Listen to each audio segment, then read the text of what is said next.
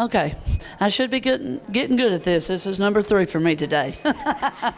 Okay, this little project here all started from about 3 years ago when I had an experience that I had to go have open heart surgery. I went from doing a stress test to going in to doing open heart surgery. And when I was in there and they done that, the hospital gave me a little, it might have been like an 8 by 10 inch pillow. And it helped me so much to be able to sleep at night, because the way when you're having to lay, and it helps you just to have a little bit of comfort.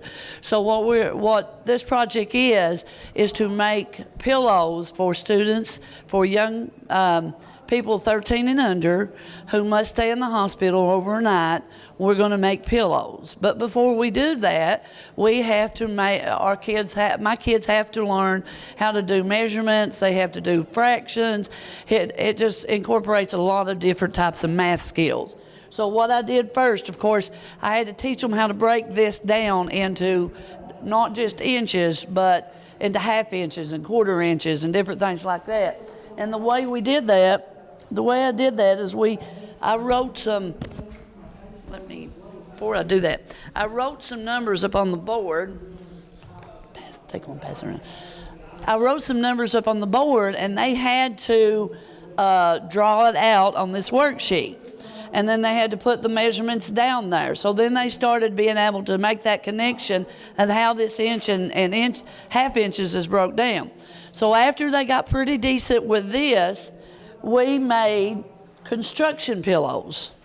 I had each student with a different size. That way they can't copy.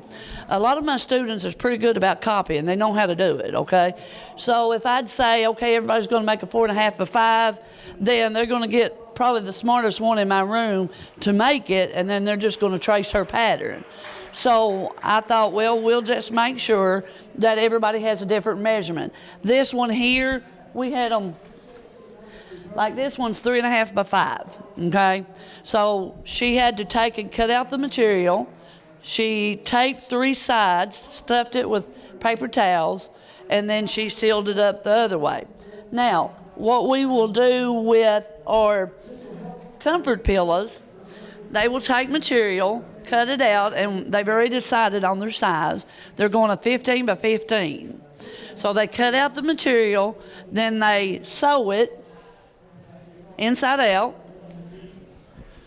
trim up the corners, and then they'll turn it inside, right side out, and stuff it.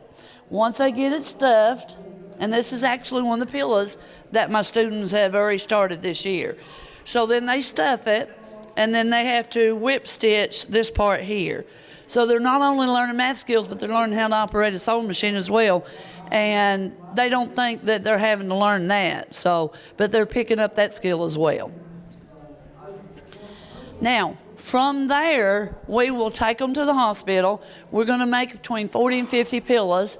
We'll take them to the hospital. The hospital will store them, and then when they have a young person that has to stay from 13 and under, then they will give one of them, and that young person will be able to take it home. And once we get that done, we're also incorporating another skill, which we are doing a family meal night. Each student will get $25. They will plan a family meal. They'll pre-plan it. They'll have to go to the grocery store, buy the food, take it home, and cook it. So we're going to learn about digital couponing. We're going to learn about how to prepare for a family of ever how many. Some's got 6, some's got 2, some's got 4. And how to get the best bang for our bucks. So it's incorporating different ways of learning math in real life, because I don't know how many times throughout math class, when am I ever going to use this? When am I ever going to use this? And so this gives them the opportunity of being able to do that. Any questions?